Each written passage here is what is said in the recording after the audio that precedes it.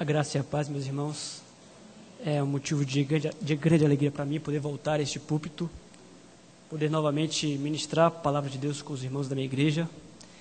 E nessa oportunidade, então, eu convido os irmãos que abram suas Bíblias no Evangelho de João.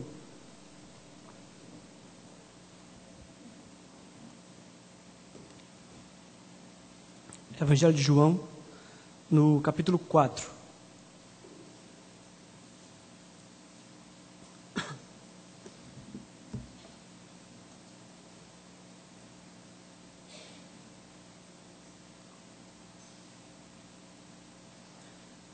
Evangelho de João, capítulo 4, do versículo 27 ao versículo 42. Nos diz assim a palavra: Neste ponto, chegaram os seus discípulos e se admiraram de que estivesse falando com a mulher. Todavia, nenhum lhe disse: que perguntas ou por que falas com ela? Quanto à mulher, deixou o seu cântaro e foi à cidade e disse àqueles homens: Vinde comigo e vede o homem que me disse tudo quanto tenho feito. Será este porventura o Cristo? Saíram, pois, da cidade e vieram ter com ele. Nesse interim, os discípulos lhe rogavam, dizendo: Mestre, come. Mas ele lhes disse: Uma comida tenho para comer que vós não conheceis.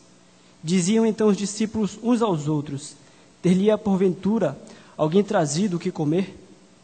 Disse-lhes Jesus: A minha comida consiste em fazer a vontade daquele que me enviou e realizar a sua obra.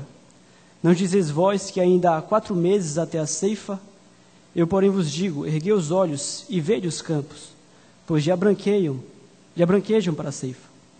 O ceifeiro recebe desde já a recompensa e entesoura o seu fruto para a vida eterna. E dessa arte se alegram tanto o semeador como o ceifeiro.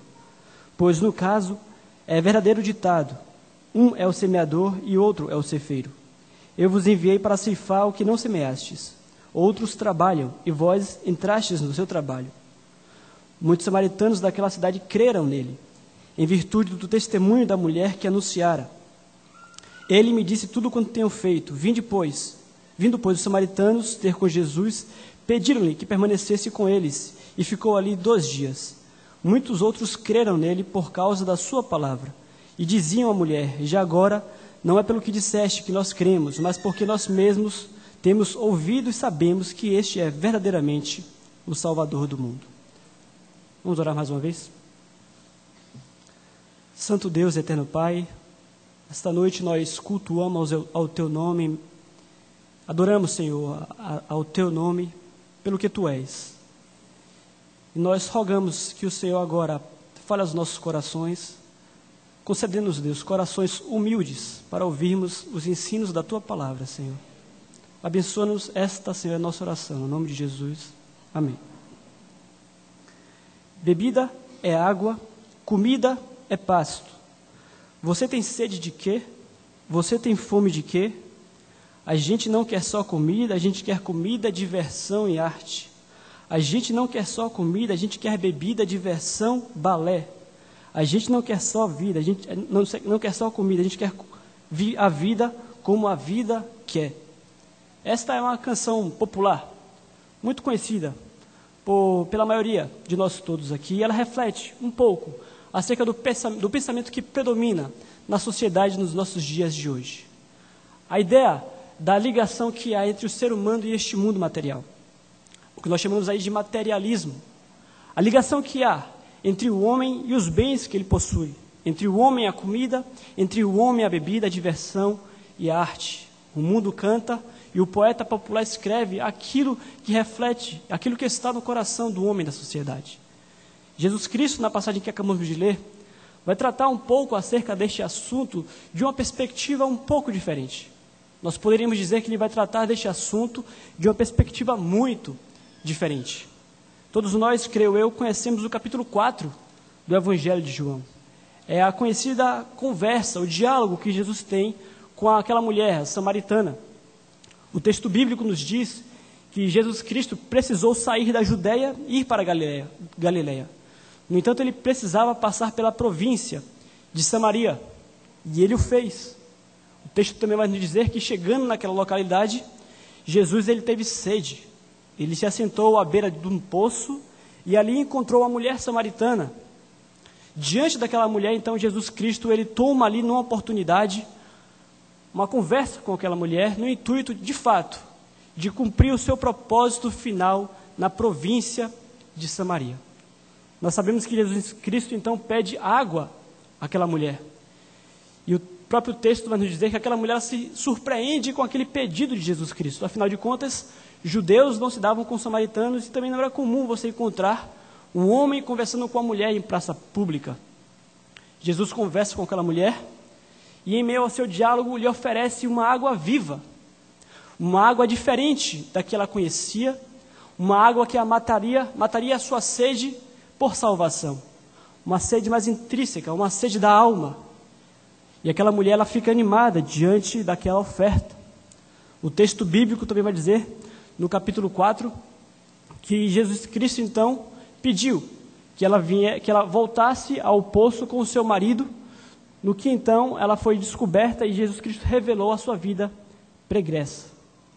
Até onde nós sabemos, meus irmãos, Jesus Cristo, ele aproveitou aquela oportunidade em que estava com sede para evangelizar aquela mulher. E não somente aquela mulher, mas também para evangelizar os cidadãos daquela província. O versículo que nós lemos, versículo 27, vai nos mostrar que os discípulos, eles não estavam nessa cena. Esse diálogo se dava unicamente entre Jesus Cristo e aquela mulher. Aqueles discípulos haviam ido à cidade comprar comida, alimentar-se e alimentar o próprio Mestre, alimentar Jesus Cristo. Os discípulos então chegam no momento em que aquela conversa havia se encerrado.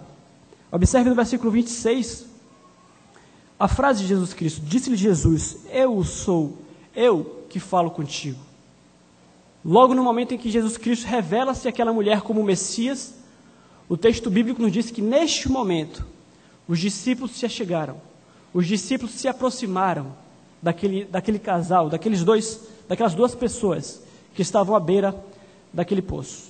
A partir deste momento, nós já podemos perceber a providência divina sobre todas as coisas.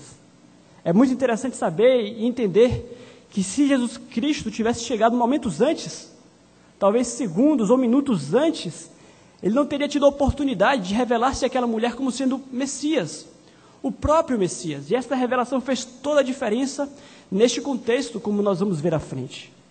De fato, é preciso crer que Deus é soberano sobre todas as coisas, inclusive sobre a conversa e os diálogos que temos uns com os outros. No momento oportuno, então, os discípulos se achegam a Jesus e aquela mulher, e o que o texto vai nos dizer é que eles estranham aquele comportamento de Jesus. Nós não podemos ter com exatidão o que se passava naquele contexto, mas o que nós sabemos é que naquela época era muito difícil nós contemplarmos em praça pública um homem ensinando a mulher. Havia o entendimento de que a mulher, ela não tinha a capacidade que o homem tem de aprender. Alguns diziam que ensinaram a mulher como ensinaram uma pedra. E por isso é comum e é normal até entendermos que os discípulos, naquele seu contexto, estranhassem Jesus Cristo conversando com a mulher samaritana. No entanto, o próprio apóstolo João, ele só deixa a entender que eles não externaram esta surpresa, eles não fizeram perguntas alguma. O que o apóstolo João quis mostrar é que, de fato, aqueles discípulos foram pegos de surpresa, mas em seu íntimo não falaram nada, guardaram para si. É o próprio apóstolo João mostrando os discípulos, ainda que frágeis, numa fase meio que imatura, aprendendo muito ainda ali, aos pés do próprio Cristo. Isso nos leva à conclusão de que, de fato, grandes homens de Deus, tais como o próprio Pedro, passaram por esta fase de aprendizado, por esta fase de imaturidade. Aqueles homens passaram por isso também.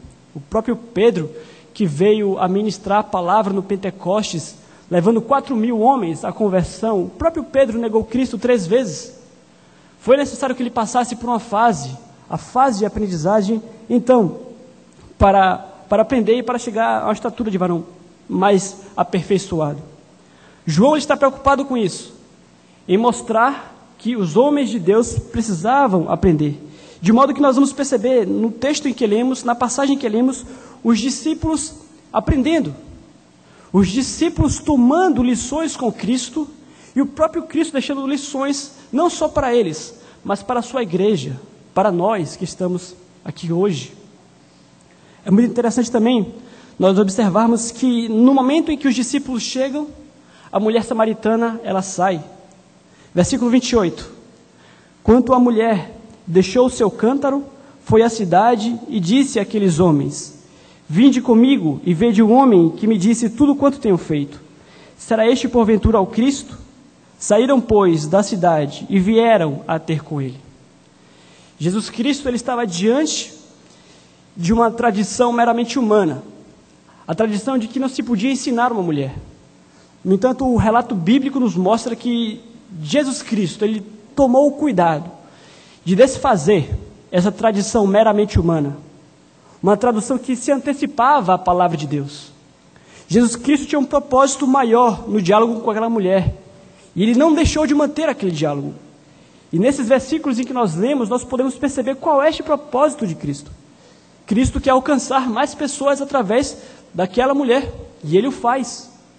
É isso que o versículo vai dizer. Aquela mulher, então, após ouvir a afirmação de que estava diante do Messias, do Salvador do mundo, do tão prometido e esperado Messias, ela então larga o que tem em mãos e vai à cidade anunciar aos homens, aos seus conterrâneos, que ela encontrou o Salvador. Jesus Cristo, ele tomou, então, o cuidado necessário, que não só ele o fez, mas que deixou de lição para que o façamos também, de desfazer qualquer tradição que seja meramente humana e que se ponha à frente da palavra de Deus. Aquele diálogo era importante, e o diálogo aconteceu, para que aquela mulher largasse o que possuía em mãos, fosse à cidade, chamasse o povo, chamasse aquela multidão, para que viesse a conhecer o homem que ela conheceu, o homem que lhe revelou tudo acerca da sua vida, o homem que se intitulou e que se chamou de ser o próprio Messias, o Salvador do mundo. E lá foi então a mulher. O texto segue no versículo 31, e o que nos diz é que neste interim os discípulos lhe rogavam dizendo: mestre, come. Em outras palavras, neste interim, ou seja, enquanto a mulher foi à cidade chamar outras pessoas a conhecerem Jesus Cristo, a saírem de lá e virem para o lugar onde Cristo está, neste meio tempo, os discípulos levaram então comida a Jesus Cristo. E a expressão que o evangelista usa é que eles rogavam a Jesus Cristo para que ele comesse. Mestre, come. A expressão nos dá a entender que Jesus Cristo estava passando fome ou passava um bom tempo sem comer. Nós não podemos duvidar que, de fato, Cristo, apesar de Deus, era homem, e sendo homem, ele tinha fome. Eu também não duvido que naquela oportunidade, naquela circunstância, Jesus Cristo estivesse há um bom tempo sem comer, passando bastante fome. E daí eu entendo o termo que os discípulos usam. Eles rogavam: mestre, o Senhor precisa comer. Come. E a resposta de Jesus é um tanto quanto enigmática. Versículo 32. Mas ele lhes disse: uma comida tenho para comer que vós não conheceis. Uma comida tenho para comer que vós não conheceis. A resposta de Cristo aos seus discípulos é: eu já tenho uma comida. Eu já tenho em mãos uma comida. É interessantíssimo nós percebemos através do Evangelho de João a sabedoria, a inteligência do nosso Senhor Jesus Cristo em cativar a curiosidade dos seus ouvintes, no intuito de trazer uma lição, um ensinamento que diz respeito ao reino dos céus, ao reino de Deus. Ele havia feito isso pouco tempo atrás, no que diz respeito ao seu diálogo com a mulher samaritana. Ele pegou a água, que é um elemento do uso cotidiano, e através deste elemento, ele trouxe àquela mulher uma lição. Mais uma vez ele vai fazer isto, agora com a comida. Ele vai dizer: há água viva e há também uma comida que vocês não conhecem. A água para a alma e uma comida também que alimenta espiritualmente. E esta comida eu tenho em mãos e é disto que eu tenho fome. É isto que eu vou comer agora. Essa é a palavra de Jesus Cristo. Com muita sabedoria, como foi dito, Ele então desperta a curiosidade daqueles discípulos para trazer-lhes a lição. E o versículo 33 vai dizer: diziam então os discípulos uns aos outros: ter-lhe-ia porventura alguém trazido o que comer? Mais uma vez, João mostrando os discípulos numa fase de maturidade ainda. Os discípulos numa fase de aprendizado ainda. E é interessante nós observarmos como, não só aqui, mas em diversas outras passagens, não só os discípulos, mas aqueles que ouvem essas palavras de Cristo parecem não entender. Assim foi com Nicodemos, no capítulo 3. Assim foi com a mulher samaritana, no capítulo 4, quando ela não entendeu o que Cristo quis dizer com a água viva. E agora os discípulos também parecem não entender o que Cristo quis dizer com a comida que eles não conheciam. A ponto de uns estarem perguntando aos outros, né? Será que alguém trouxe uma comida para ele? E aí nós podemos imaginar Filipe cochichando com Bartolomeu e assim vai. Será que trouxeram comida para o mestre? Será que ele já está alimentado? Homens aprendizes, em fase de aprendizado ainda, que não compreendiam perfeitamente as palavras do mestre. Jesus então vai lhes explicar, numa explicação que servirá de lição para eles, e não somente para eles, para a sua igreja e para nós que estamos hoje aqui presentes diante da palavra de Deus. No versículo 35 ele dirá, no versículo 34 ele dirá: disse-lhe Jesus: a minha comida consiste em fazer a vontade daquele que me enviou e realizar a sua obra. A minha comida consiste em fazer a vontade daquele que me enviou e realizar a sua obra. Jesus, ele tinha plena consciência da sua missão. Ele tinha plena consciência do chamado que o Pai lhe deu, que o Pai lhe otorgou. Jesus Cristo, ele tinha plena consciência da missão que ele tinha entre os homens, e aqui neste momento, mais especificamente, da missão que ele tinha dentre os samaritanos. Aquela conversa com a samaritana não foi o final da sua missão. Aquela conversa com a samaritana, como foi dito, foi apenas a ponte para um diálogo, entre aspas, muito maior que viria à frente. Um diálogo que ia levar muitos samaritanos, homens que tinham antipatia dos judeus, muitos samaritanos, eleitos do próprio Deus, queriam levar e chamá-los ao próprio reino do Pai. Jesus Cristo tinha plena consciência de que, a despeito da sua fome, apesar de sua muita fome, ele não podia parar para comer ali agora. Ele precisava cumprir a sua missão. De modo, meus irmãos, que fica clara a lição, neste momento, de que comida mais importante do que a material que nós temos é a de fazer a vontade de Deus. Muito mais importante do que limitarmos a nossa carne, o nosso corpo, é obedecermos à vontade de Deus. E eu acho interessantíssimo o como este elemento escolhido por Jesus Cristo é forte e importante nessa ilustração que ele usa. A comida é vital para a sobrevivência humana. Se nós pararmos para pensar qual a consequência de uma pessoa faminta sem comida, qual a consequência se uma pessoa faminta não comer, nós chegaremos à conclusão de que ela irá morrer. A falta de comida para o ser humano traz a morte. E é muito interessante que Cristo ele vai dizer que mais importante do que alimentar o corpo, mais importante do que atender qualquer necessidade fisiológica para que o nosso corpo continue vivo, para que o nosso coração continue batendo, mais importante do que qualquer coisa, é você obedecer a Deus. E a palavra de Cristo aqui tem vistas à eternidade.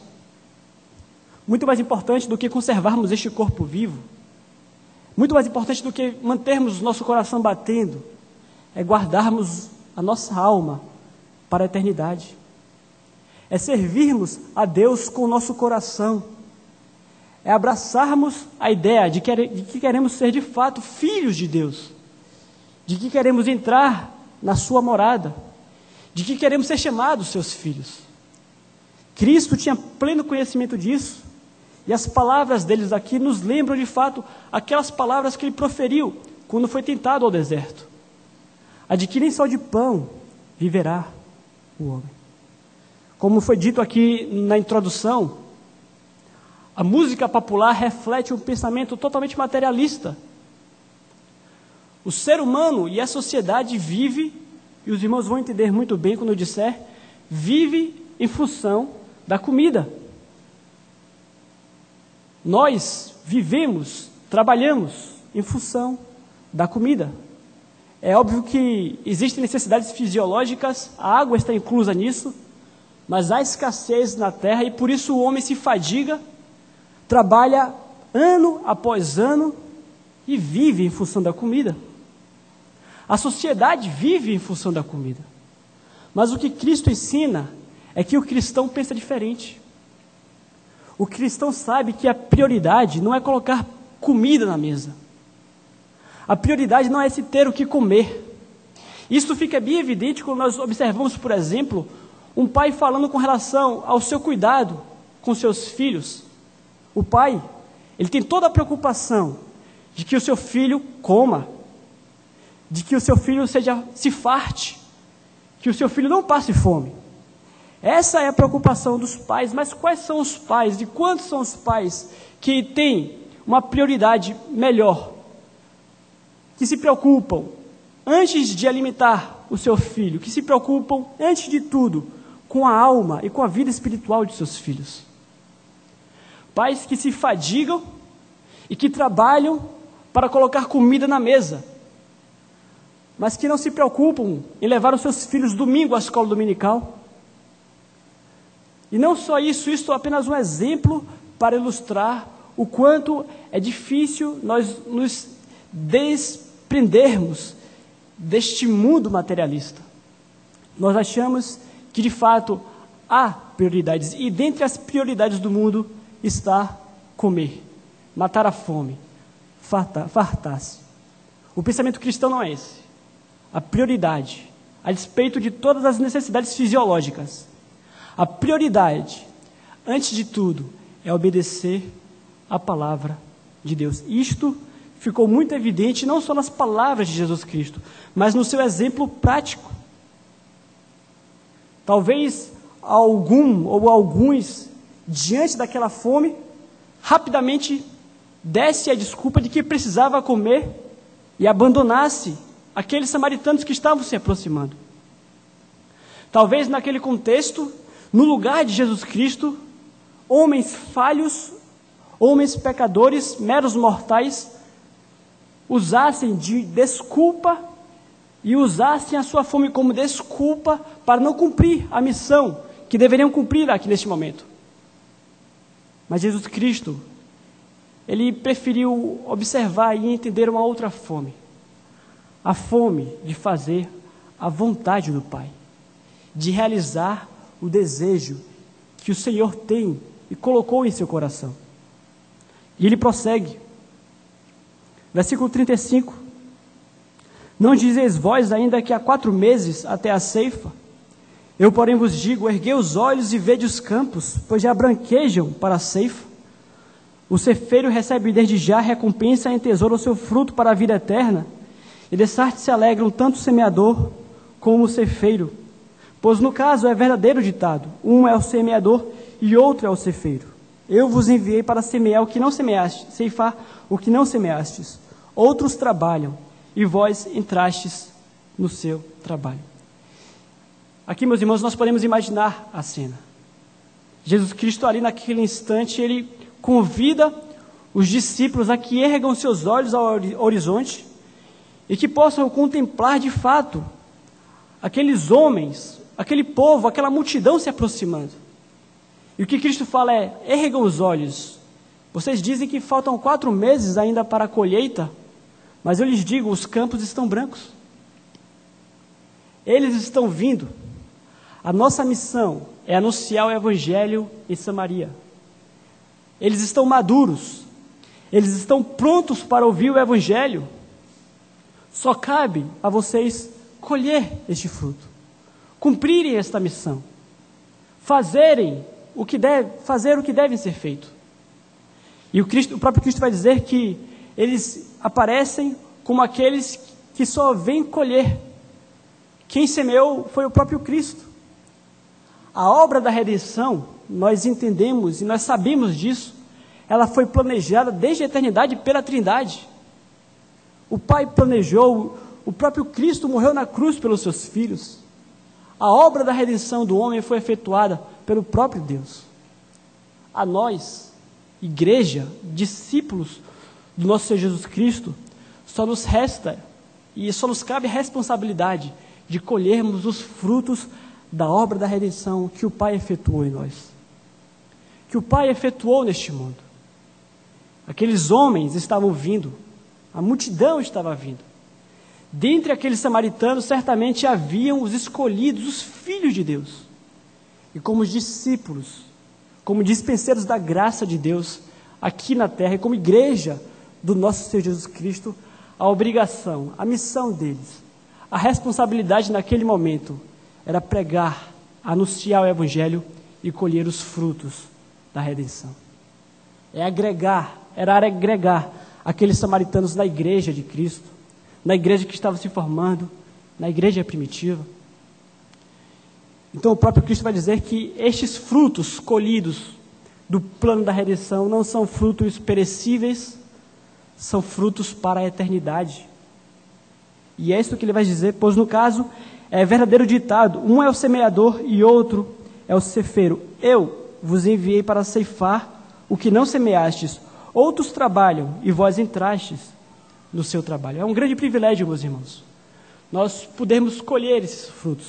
É óbvio que o próprio Deus ele poderia plantar e colher, mas por amor, por bondade, por gratidão, por misericórdia, melhor dizendo, ele se agradou de compartilhar conosco, meras criaturas, seus filhos, o prazer e o privilégio de colhermos os frutos do seu penoso trabalho, da obra da redenção que ele efetuou na cruz.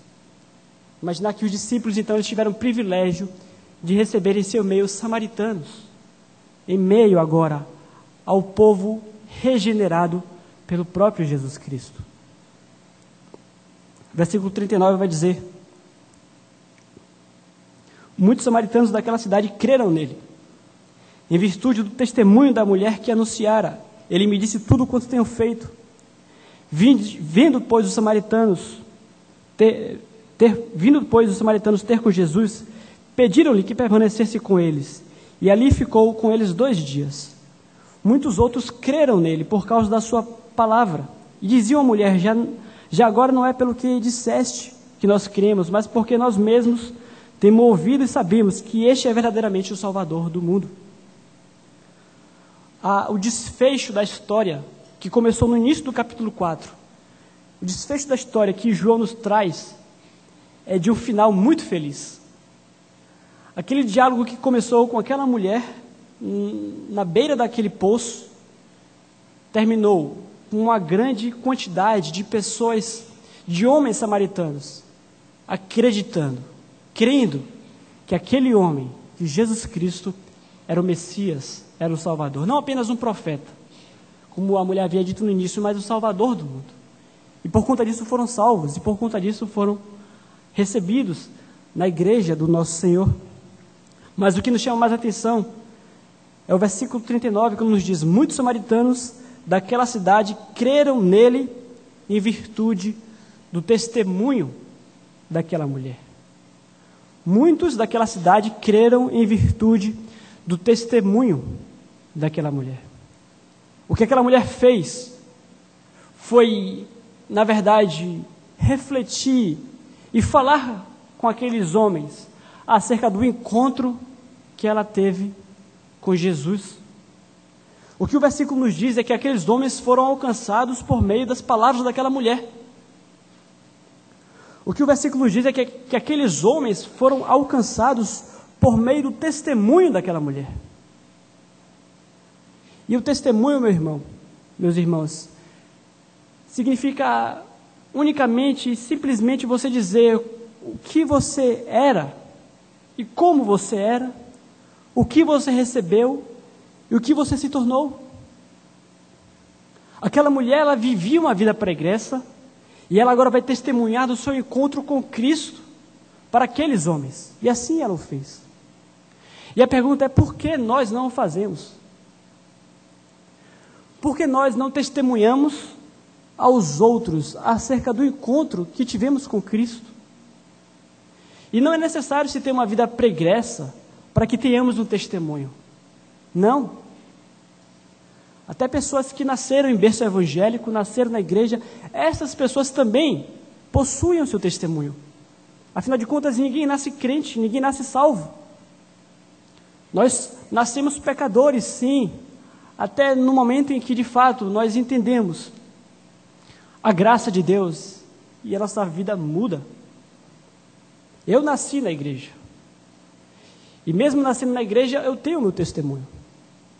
Eu me lembro que, quando eu tinha lá para os meus 12, 13 anos, talvez um pouco mais, eu era chamado de padre na escola. Mas era padre no sentido pejorativo mesmo. Porque, apesar de ter contato com o evangelho, a minha vida era extremamente legalista. Eu era rápido em apontar o meu dedo na cara dos outros e dizer: tudo isso está errado. Eu não sabia levar a graça aos meus colegas. Eu não sabia apresentar Jesus Cristo. Eu sabia condenar, isso eu fazia muito bem. E por conta disso havia um certo preconceito. Mas até a idade em que de fato você passa a conhecer a graça do nosso Senhor Jesus Cristo. A graça que, se não tivesse me alcançado, até hoje eu estaria caminhando a passos largos para o inferno. Porque nós sabemos que aqueles que confiam em si, que confiam em sua santidade, entre aspas, estes homens estão caminhando a passo largo para o inferno. E o próprio Cristo vai dizer que tais homens são como sepulcros caiados, ou seja, bonitos por fora, mas por dentro são podres. Quando eu conheci a graça do meu Senhor Jesus Cristo, eu entendi que eu vivia como sepulcro caiado.